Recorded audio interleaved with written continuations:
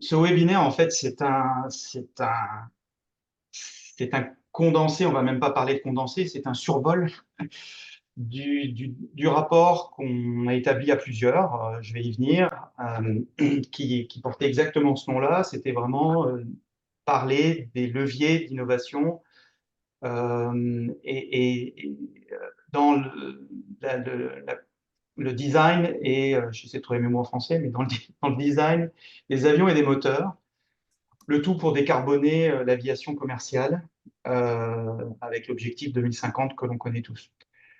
Donc, l'idée, c'était vraiment de balayer toutes les technologies possibles et inimaginables qui peuvent exister ou qui existeront pour voir un petit peu quelles étaient ces techniques, quels sont leurs avantages, leur niveau de développement, etc.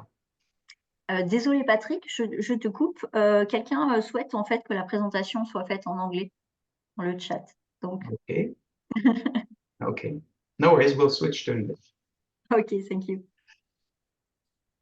So, I was just saying that we published this document through the IENAC alumni, and this document contains actually a kind of summary of all the various technologies that we have looked into that could help decarbonize aviation. And the angle for us, it's not the technologies that will touch airports and everything. It's really everything linked to the aircraft and the engine. For instance, sometimes we had to deal with electric aviation. We didn't look into the batteries, for instance. The batteries, that's something else. That's for another work group. Our group was really looking at what's going to be put in the aircraft, not the batteries itself, for instance. So this document has been published, I think, in December last year. I think it's available on the IENAC alumni website. It is a fairly heavy document, I must say, because it's still relatively easy to read, but it's heavy. It's 130 pages. So for everyone that does not know how to sleep at night, it's a good book. But otherwise, the initiative came from IENAC alumni and Marc Walla, to participate with the what we call in French, the Observatoire de l'Aviation Durable, so Observatory of Sustainable Aviation, which is a governmental body that is looking and with industries looking at collecting the information on how we can decarbonize aviation over time, and in particular towards the 2050 objective. So through that initiative, IENAC alumni has started to ask for help and to organize work groups to tackle different angles. Some of the work groups have already published their documents. Others are probably still working on it, or maybe have abandoned, and I'll come to it. In our case, it took a bit of a while, but we were the work group number 5, but again, on aircraft and engine innovations and design specifically. So everything related to the aircraft or the engines, and all the innovations and the new designs linked to that.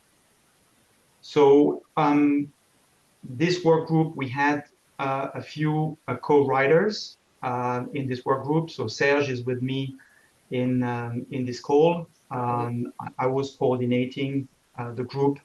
We had also Paul Cuer participating, extensively, like Serge. They've written a lot of the parts of the document, and I'll come on how we got to that document. We also had Q Bin Lin, is IENAC 2016. Jennifer Perrin, I'm not sure if she is here, but I know that she registered, but she's based in Canada, so maybe time difference may not play well for her.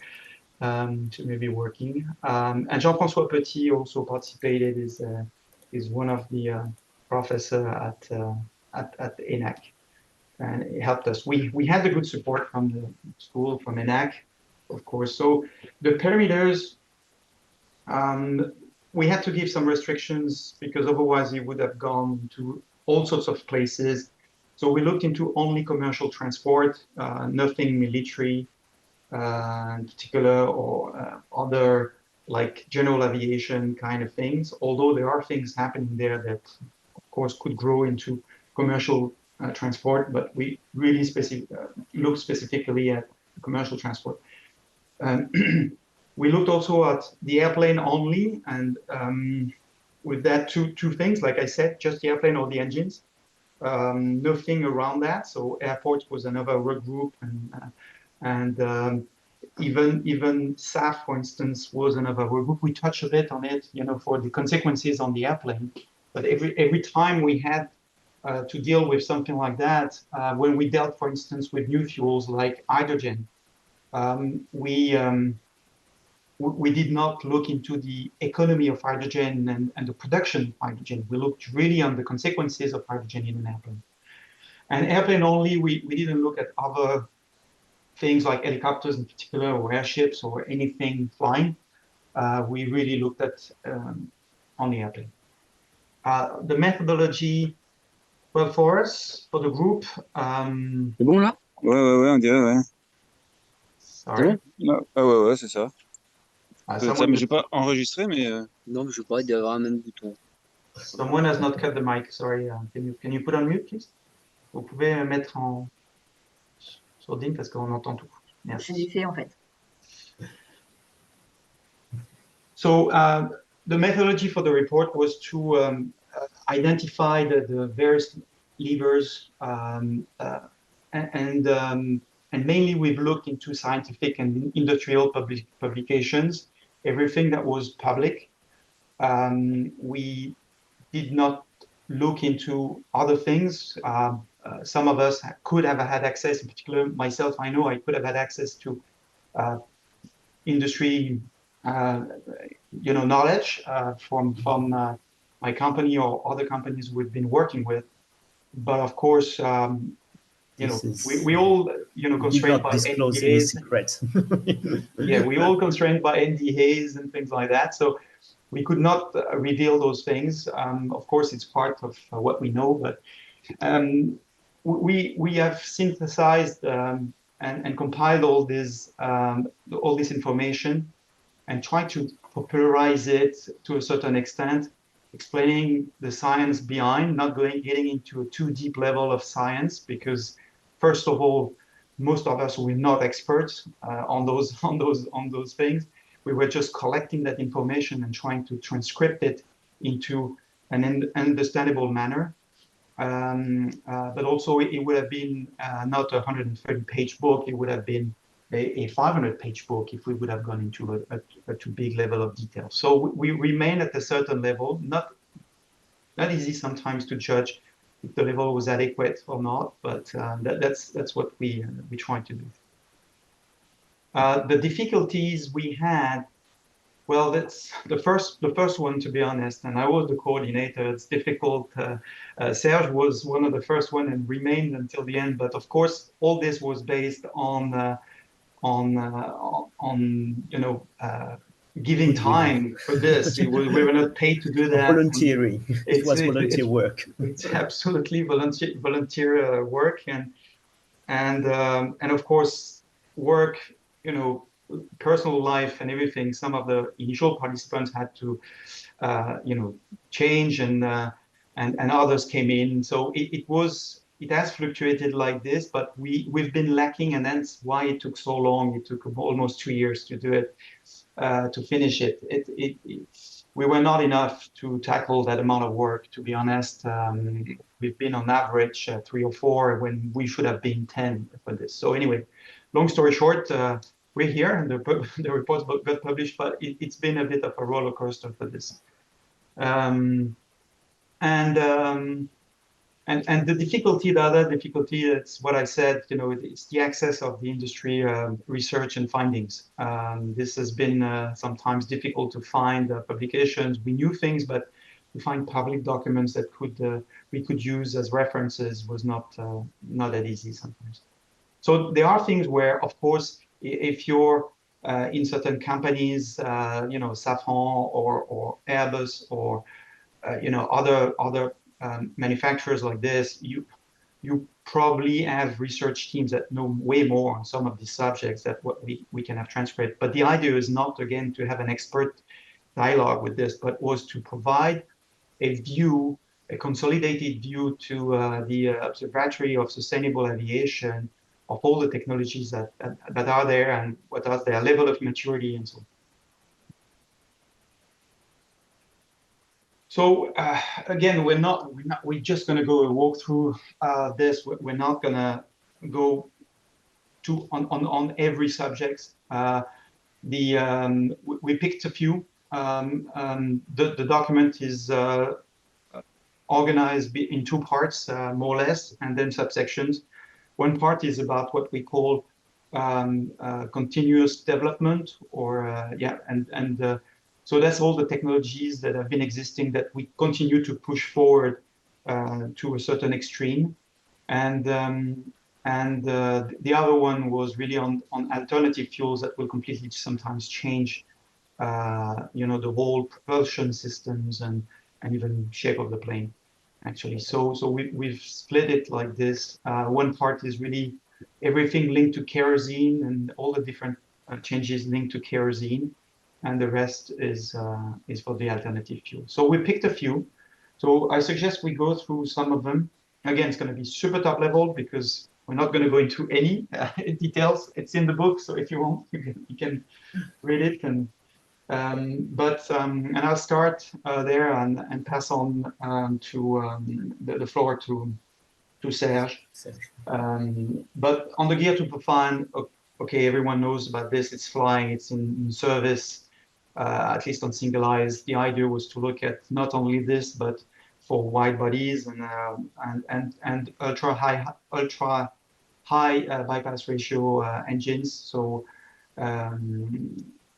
again, the TRL is fairly high for this one. This is a known technology for decades.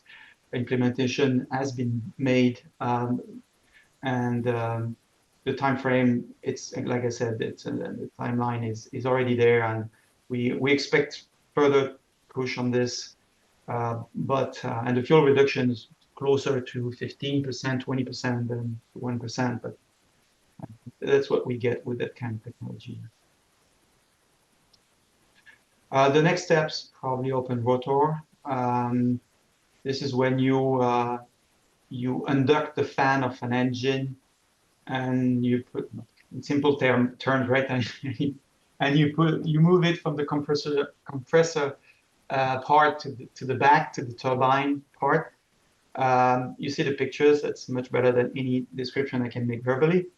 TRL for this is 7. Entry into service probably next decade if it goes into service on an airplane. Fuel reduction can be significant, 20 to 35%, depending on the design. Of course, some of these percentages sometimes are coming from laboratories or initial tests. Then comes the real life in this and the durability that you need to put in those engines and so on and so forth, which sometimes, as everything in aviation, everything's a trade-off. Sometimes degrade those potential fuel reduction, but on paper it could be an interesting next step for kerosene-powered engine. And I pass on the floor to Serge for the aerodynamics because he's written that part. So. Okay, good morning everyone, and nice to see so many people interested on the sustainable aviation. So I'm going to present you the aerodynamics improvement and in the new aircraft configuration. So this part, as Patrick has described to you, is based on the French word is the sobriété énergétique. It's a way to try to reduce the consumption in energy in the existing aircraft, but it's not looking really to replace the kerosene. But it's the first step toward the zero carbon solution. So first we start with a very easy, level improvement. Maybe you have seen that if you for all the aeronautical engineer. I have seen that when I was in IENAC, the first year, our our teacher in IENAC was presenting this solution. And actually today it's very advanced because we have some solution that is also proposed by industries. So this is consists in a skin of the aircraft that is very small. It's just guiding the airflow in the direction of the speed, and so it's going to reduce it's going to postpone the apparition of turbulence. So it's going to increase. It's increasing the laminar of the airflow and reducing the time of it's postponing the apparition of the turbulence on the skin. So it's working fine. It's already available. And the fuel reduction, of course, it's very small. It's just around 1%. But some company, some realistic figures giving 5%. But I find that 5% maybe too optimistic. I think 1% is a realistic figure. Next figure, Patrick. Oops, Patrick. Oops. Yeah.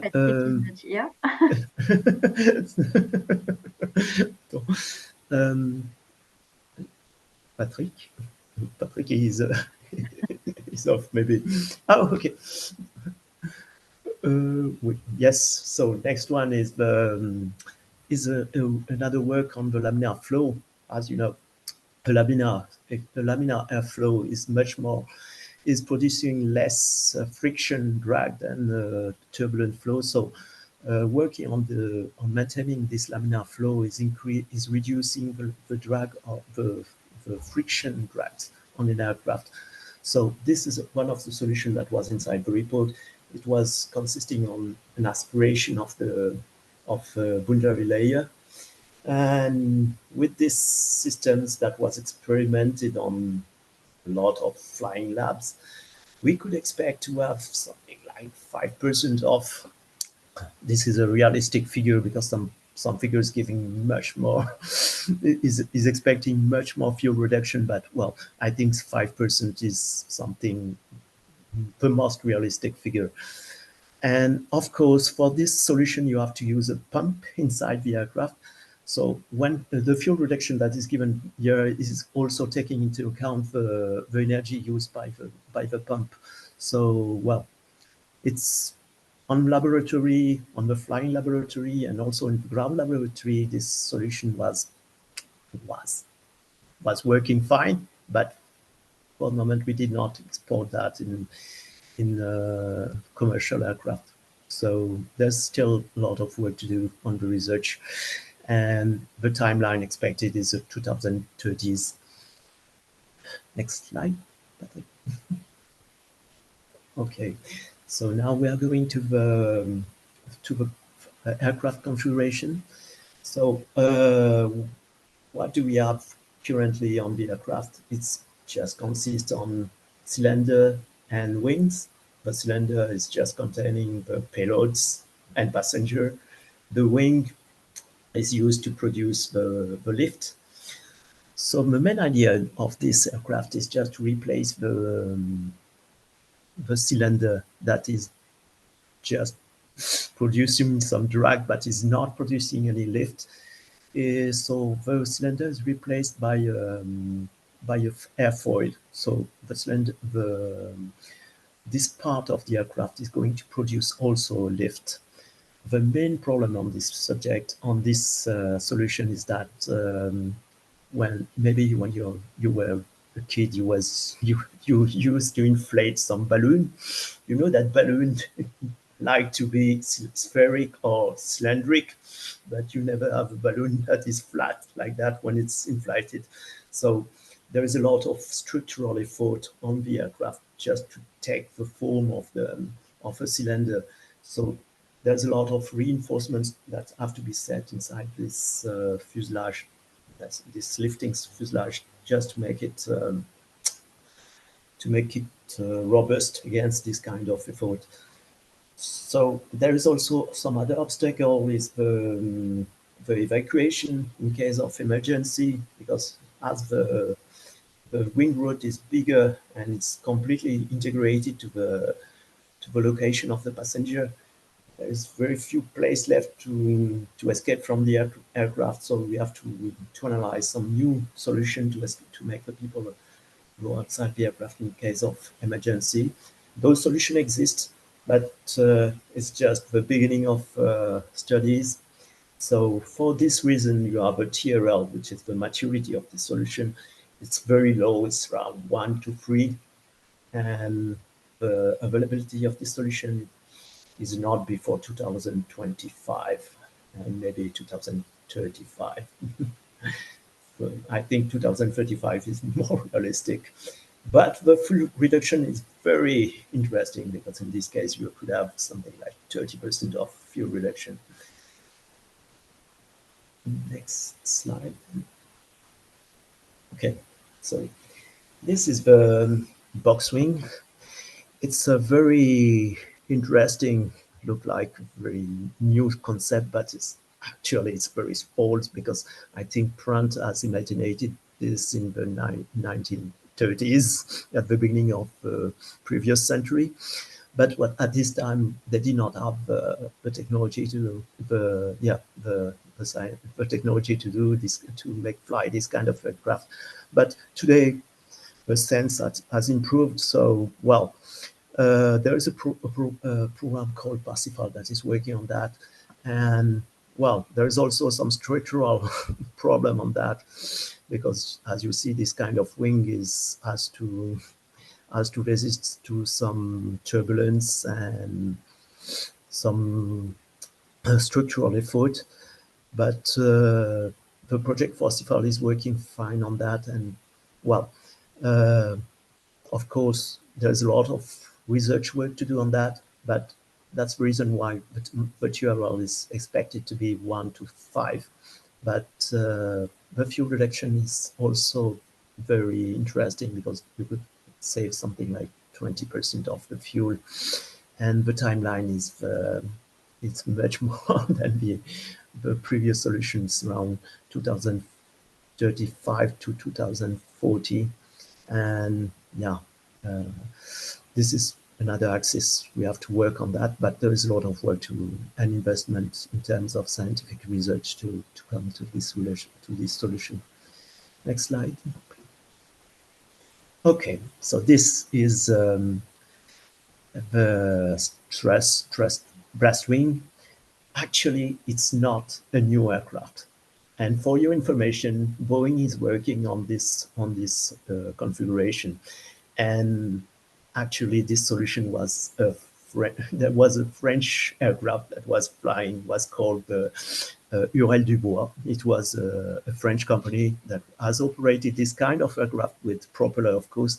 It was just after the Second World War, and it was flying till 2000 to the year 2000.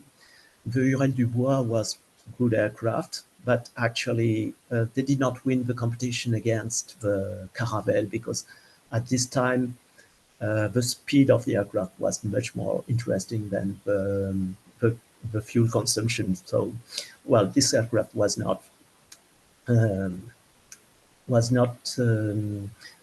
very successful at this time. But it became, with the decarbonization, in the scope of decarbonization, this solution become much more interesting, and well, a lot of industries working on that, toward that. There's not too big difficulties, but well, we have to consider using the new standard on this kind of aircraft. But this kind of aircraft has already flown in this history. It was not so new solution. So well, so that's the reason why the timeline is much more optimistic. I think 2030 or 2040 is a good time for availability of this solution. I know that it was included in the Sugar program of NASA and Boeing, so they are working on it. I expect that they were trying to get the data from the company that of Royal Dubois that's still existing. I think it was inside Safran. Well, if I was in their position, I will try to get this existing data from the flying of this aircraft. And the expected fuel reduction is quite interesting because you could still have something like 20% of fuel reduction. So it's very interesting, actually. Next slide. So this is a global status of aerodynamic enhancements expectation. So as you can see that working on the wing and the tail, trying to reduce the viscosity of this surface, you can expect to have something like 30% of reduction of the drag. Just working on the induced drag, I mean, it was the drag produced at the edge of the wing. You can reduce something like, oh, I can't see very well, but I think you can reduce by 10%. I don't see very well. And working on the shape of the aircraft can make you win something like 10% too. And at the end, from the aircraft, you can see that you can reduce your drag by almost 50%. Well, first time when I've seen this figure is coming from a study from a European university. I find this figure a little bit optimistic because 50% of reduction of the drag. That was a little bit amazing, but actually I have looked for other studies on expectation on aerodynamics, for example, for one from NASA and Boeing. I think NASA has set an objective of reduction of 70%, and Boeing has almost claimed that they could do something like 60%. So I have kept this chart because I think it's realistic. Well, it sounds realistic for me. So this is well, it's quite amazing. If we can, of course, it's going to require a lot of investment in terms of research, of financial investment. But well, I think it's a reachable objective. That's well, that's what we could expect from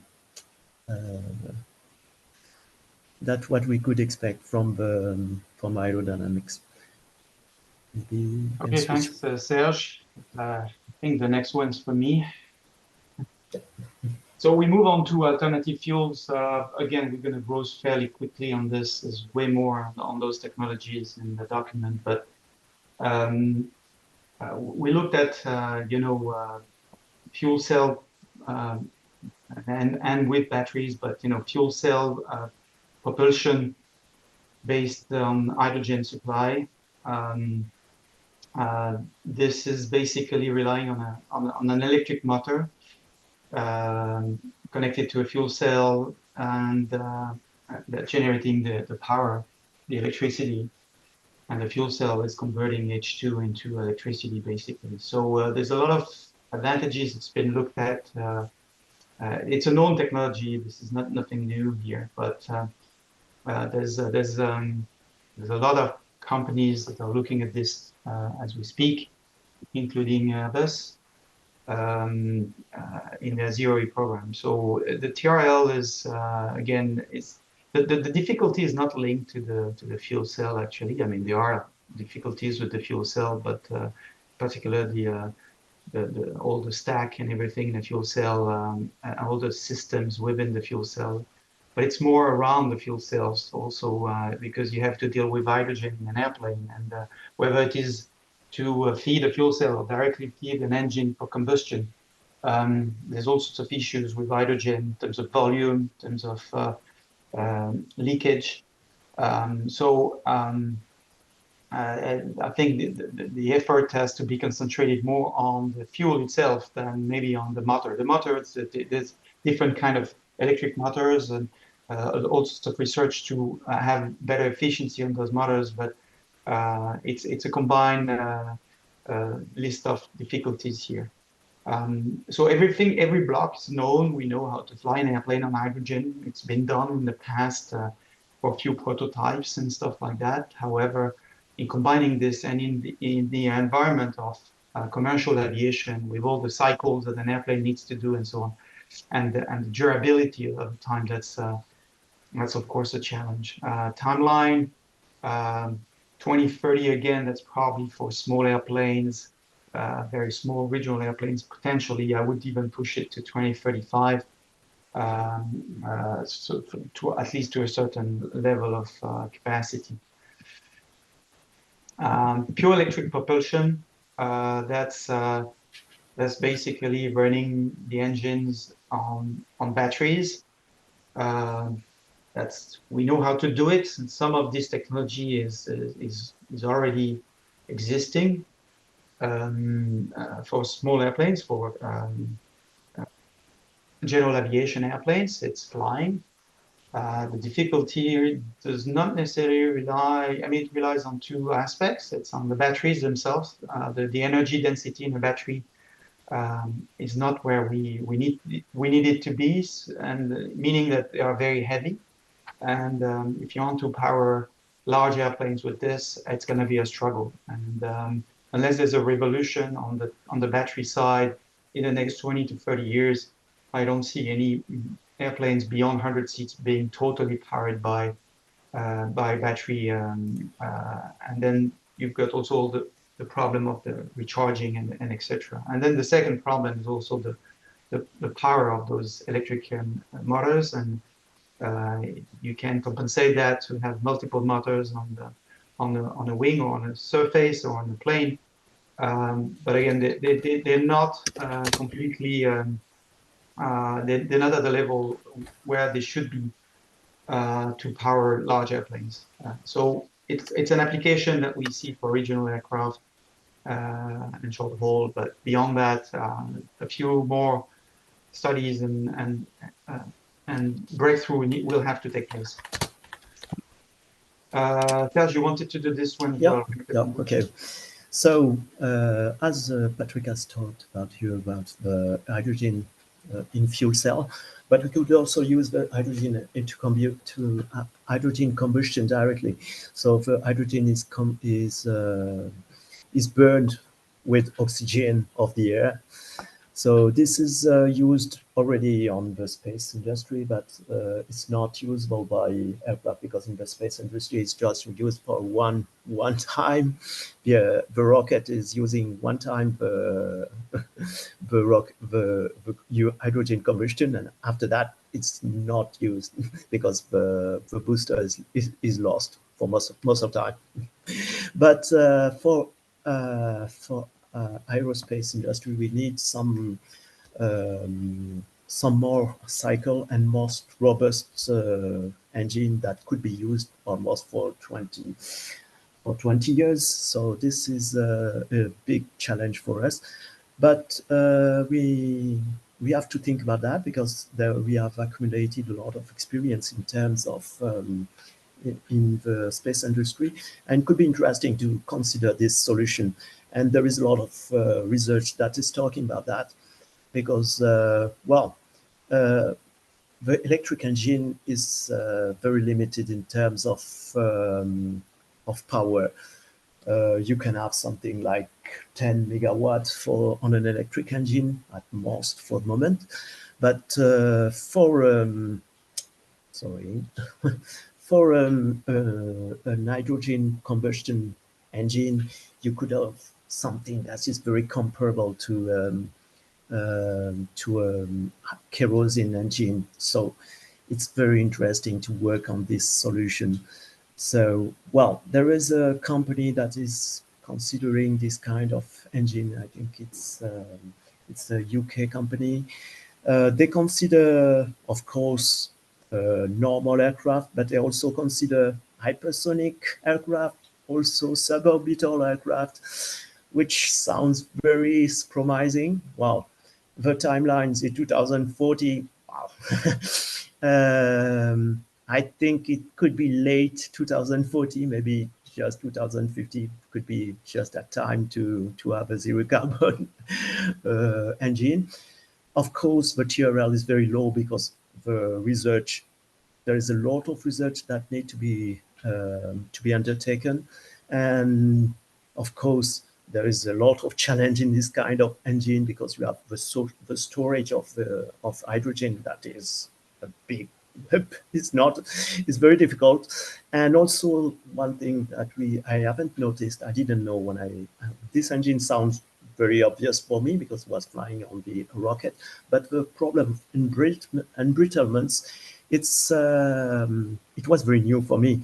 I just seen that in the article, in the scientific article, they say that the hydrogen can damage a lot of metals. That this problem of embrittlements, it's a damaging of the mechanical properties of the metals. For example, some steel can become completely have some becomes like plastic. It lost all this resistant capability. So we have to be very careful to this challenge. And there is also the combustor, because as you know, our combustor actually is optimized for the fuel, but they are not optimized for the hydrogen. Hydrogen is completely as a domain of combustion that is completely different from fuel. So we have to make a new way we have to find a new way to mix the hydrogen and the air. That is not so easy. For the moment, it's becoming there is some solution that is currently investigated, but it is not for the moment. There is no satisfactory. There is not a functioning solution for the combustion. So we have to work on it. So this solution of propulsion with hydrogen combustion is very promising. It's maybe it's gonna be one of. I'm convinced it's gonna be part of the solution in 2050 for a pure zero carbon solution, because it's providing a thrust that can be usable for takeoff. And well, but the big problem is that there is a lot of challenge. So well, next slide. Okay, thanks. I think it's all right. Serge.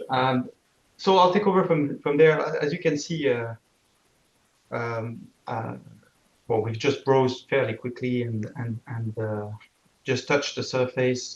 There's way more in the report, but there's also way more in the industry and than this. Of course, if some of you work at Airbus on the Zero program, they'll find this super, popularized compared to what they know. But again, we had to rely on what's public for putting this together. But it gives, again, an indication of what kind of technology is probably most ready than others. And we've made a few observations when we finalized that document, going through all these technologies. First, there is no unique technology that will be the kind of the holy grail that we can rely on that will decarbonize airplanes and engines by 2050. It's going to be a combination of these approaches. They're not mutually exclusive. You think about what we've just seen, aerodynamics and with different kind of other engines or other fuel technologies that can be combined, of course, because drag is drag, has nothing to do with the fuel that you're using in the plane. So there will be a combination of those approaches. The other thing is that some of these technologies, and sometimes, unfortunately, the ones that will decarbonize most have a low TRL. Because, well, aviation, like a lot of industries like the world, I would say, has relied on oil and kerosene, in particular for aviation, because it was easy. And now, so no investment has been made on those, or very little, not enough certainly. And again, aviation is one of the most difficult industry to decarbonize, because to make an airplane flying, you've got to put so much technologies and efforts into this. So that will require a lot of investment and a lot of research to continue to push those TRL, those low TRLs, into something that can be used in the industry. The trend is there, but the problem is that there's no immediate availability for most of these technologies. I mean, of course, some of them are ready sooner than others, but the most promising ones, the ones that will make a step change, are not probably there for maybe a couple of decades at best. Serge talked about the hydrogen combustion. Frankly, on large airplanes, this is something mid-40s, maybe 50s to start with. But then when you have to change, and that's the whole roadmap, right? When you have to change airplanes in the fleet and so on, it takes a while. Airlines do not change their airplanes in the same year, and manufacturers cannot produce all these airplanes over a short period of time. So it will take time before those technologies mature, get on a plane, and then the planes start to replace the kerosene airplanes. And that's one of the issues I see with often with aviation, is that there's an expectations from the general public to decarbonize aviation almost overnight. And this is an issue as well in the current industry. I'm working with airlines, for instance, and they cannot find their financing simply because financing now from financiers financing airplanes which are kerosene-based, which is the only thing that can fly today,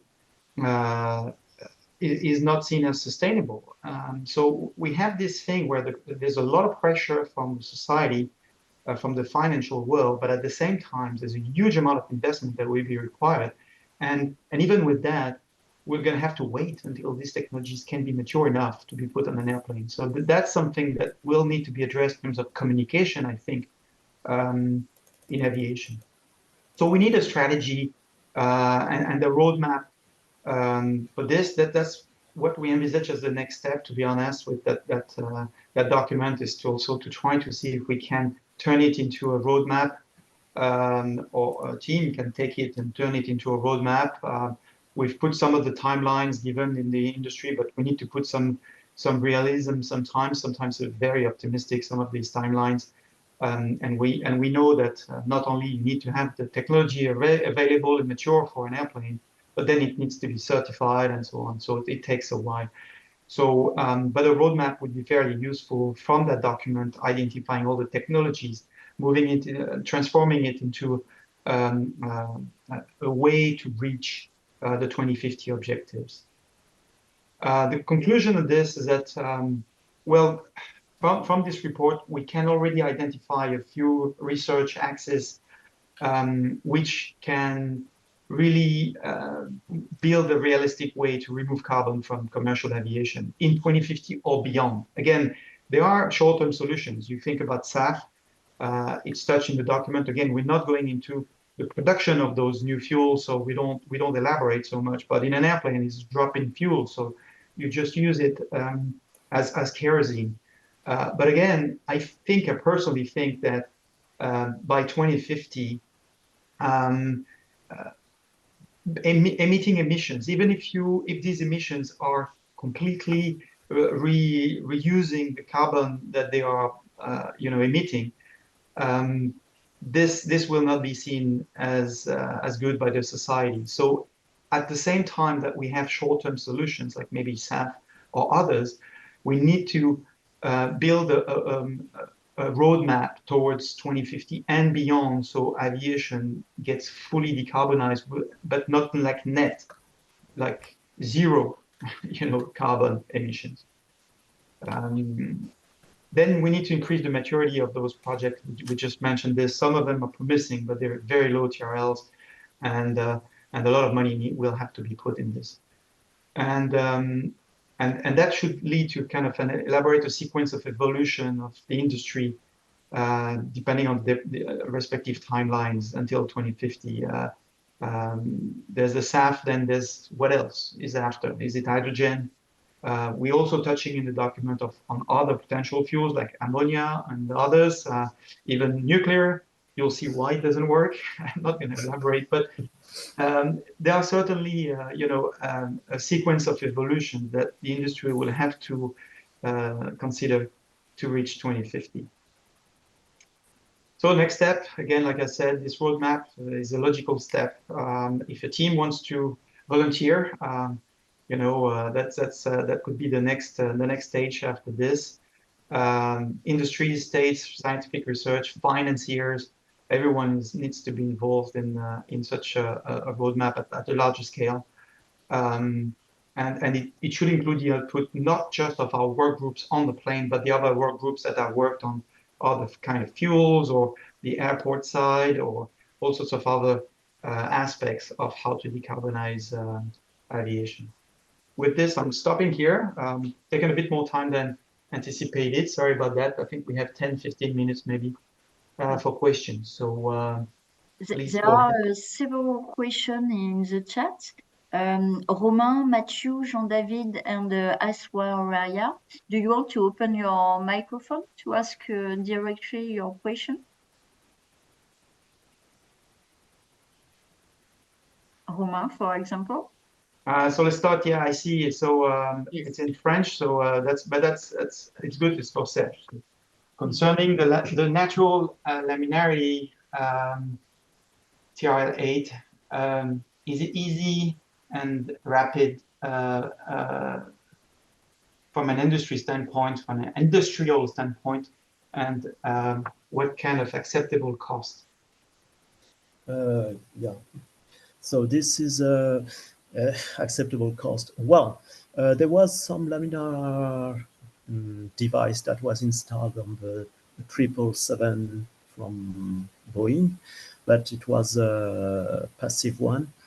But well, there is some win expected, but we have to. There is a lot of investment in terms of pump installation, and the porosity of the wing has to be built. This does not exist currently, and there is some, well, it's still at the step of research. So I think it's a little bit it's a little bit early to speak about the cost of this, because we have to make some experiment. I think a lot of industry is working on that, but we don't have the figure because they keep it for them, because it's very critical for them. It's a critical information for them. Maybe we are going to have something on that now, but I did not have any information on that. But I know that Boeing has experimented this kind of laminarity control. I didn't know if it worked fine or what was the result. That's the big problem that Patrick has talked about at the beginning, that the industry don't want to share their information publicly. So until they are not sure they are going to take some advantage of it, they won't talk about that. So I know it's research is ongoing. There is a lot of expectation in terms of consumption, but there is no quantitative figure I can give to you. Okay, so we have a question from Matthew about the riblets, and in fact, Yeah. it's easy. The way it's been done, and it's been tested already. Yeah, it's tested. So I don't know if I can give some brands. Well, okay, it's Lufthansa Technics and BASF is offering a solution of riblets. You can order to them some work of riblets. They can cover aircraft with riblets, and I don't have any information on the price of this solution. I don't expect it to be too much expensive, but I don't have any figure to give to you, because it just makes some advertisement. It's a plastic film, so the problem with this is that you have to change it on a regular basis. Every 3 or 4 years. Exactly. So there's an improvement. It's a small one, but there's an improvement with this film. But of course, this is not embedded on the aircraft skin per se, like the metal. it is or the plastic. It is the plastic film that is put on the. I see other questions on the aero, but again, we're not specialists on this. I mean, I was joking before we entered into the webinar with Estelle, because I was saying that if we would be specialists and experts on all these subjects, we would be rich and famous. So we've just tried again to vulgarize and popularize some of the subjects. So we went deep into some of them, but sometimes again, if you know more, then that should be normal. But sometimes on some there is something I want to add to what said Patrick. I encourage you to look inside the report. We have tried to quote all the article that was the base of our report. So you can go inside the article. If, of course, it's a little bit difficult, but try to go inside. If you're interested on that, just look on the article. There are all those articles that was quoted inside the report are public. You can find them in the internet. So no problem with that. On some of the subjects, we have digested some 2 pages of sources that we've put in the report. So you can dig into that. There's another question here. Does hydrogen combustion foresee liquid or gas H2? So liquid. Yeah, it's liquid because simply for volume related issues, right? Gas would be impossible. I mean, you would need a gigantic airplane just to. In this case, we are benefiting from the experience of the space industry, because they have the same problem and they have chosen to use liquid hydrogen. So I think it's better. But it comes with its own issues, like refrigeration of the gas, and to keep it liquid, the leaks I was referring to, and so on. So there's all sorts of things, but we're talking liquid. Yes, absolutely. What should be the characteristics of the plastic film? I think we talked about that. That's I think it's the riblets. This is again a solution that is sold today. I'm not sure a lot of airlines go down that path, because I think it's temporary, like we say. It stays on the plane a few years at best, and the savings are not much, right? But the technology is there. So if one day we can embed this in a wing, for instance, and have something similar, well, it's there to grab. Every percent is good to get, right? It's sold in the internet. I think there's not only Lufthansa Technik. There's also some American company that is selling that. 3M was selling it. Yeah. So what about the green production? So again, we're not going into the that's production. An interesting the green production of H2, like green production of electricity, when you recharge batteries. We're not going into this. Of course, when you talk about hydrogen, you need to have a full economy, hydrogen economy on the side, and it cannot just be justified by aviation. So we need a world of hydrogen to support an hydrogen aviation. I think it will come, because a lot of the industries are also in the same situation, where hydrogen can replace oil as a fuel. So there would be in the future an hydrogen economy in the world for different industries, not just aviation. And aviation would have to fight within that to secure the green H2, but also would benefit from it, because all this is a question of volume. Today, to produce hydrogen is fairly costly compared to kerosene, obviously, and that would not pass the mark with airlines.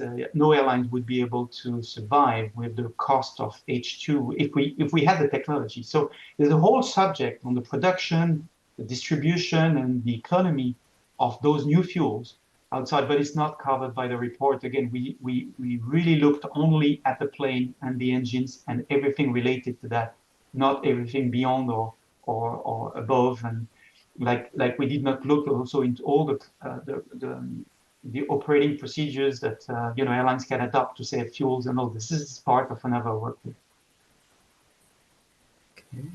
Once research is done, the problem is to apply in real projects. Absolutely, I mean, and to be certified. So aviation is known, but for this, you can have a very nice, technology proven in a lab. But when it comes to apply it in real life, you get all sorts of things, and durability or maintainability over time is going to be a huge issue for some of these technologies, for sure. Yeah. Something much more optimistic I wanted to add to what was said, what Patrick said about the hydrogen. Maybe recently you have heard on the general news that we have found some white hydrogen in the soil with when they try to dig more than 1 kilometer deep. So this is very promising for the future. So, well, we could have some good surprise in the discovery of science. So, well, we should keep hope. The role of the certification authorities like EASA or FAA, they're involved obviously with the industrial partners. They are involved in this and they match closely. But again, they're not involved they will be involved on the certification of those technology, not beyond, and all the research will have to be borne by others there. Okay, so but obviously the certification is a huge part of it, as we know in aviation. Everything's certified, even butts and nuts and bolts and everything's certified. Yeah. There's a good question from Ludovic here, and we're almost there. There was a question on the report, but I think the link was posted on the chat here, and maybe Estelle will be able, for those who wants to find again the link, to send it to you individually, but. The good question from Ludovic, I think, is that's an interesting angle, more societal than technological. Can we avoid, can we achieve decarbonization of air transport by simply reducing traffic? So it's difficult. I mean, yes, of course, if nobody flies, then. But then there's no purpose. I think the world has passed that stage, and I don't think we can avoid a growth in air traffic. There are certain countries without air traffic that would go back to the Stone Age somehow, right? Because they're in an island somewhere. There's all sorts of things which justify transport, and I do believe personally that transport converge. The cultures and people get together more often, and there's more peace with aviation than with anything else. So because people start to know a bit more each other. So I think the objective is not to touch on the traffic, and it would be very detrimental. However, temporarily, it could be that some traffic will reduce because of carbonization, not. I take the example, for instance, in France. I mean, the French government has imposed, certain regulations for air traffic, not and for certain airlines, not to fly within a perimeter where the train can go, for instance. This is limiting traffic. Obviously, there are still airports which would like to see more airplanes, but they're not allowed to do so by regulation. So I think this is temporary. As soon as those technologies get into the market, I hope we can unlock these pockets of growth that have been locked because of the carbon, and we can get into a more regional also aviation, but a more decarbonized aviation without touching the traffic levels. Yeah, this is the goal of all this work, is just to demonstrate that we don't need to produce CO2 to fly. Our objective is just, if we can reach this objective of zero carbon, aircraft is going to be much more ecological than everything else, because when you're flying, you don't need to make some railway. Railway is using some unnecessary place. If you are flying, you just build. Yeah, everything that is put on the ground is costing way more to the planet than what is done in the air. So if we can totally decarbonize aviation, that's going to be the favorite way of transportation. That's our hope. Anyway, I think we're going to have to close it. Sorry, we are 4 minutes beyond schedule. So I apologize for that, but I hope it was interesting. If you have further questions, don't hesitate to pass them through Estelle. And otherwise, happy reading for those who have not dived into it. Thank you very much, Patrick and Serge, for the presentation.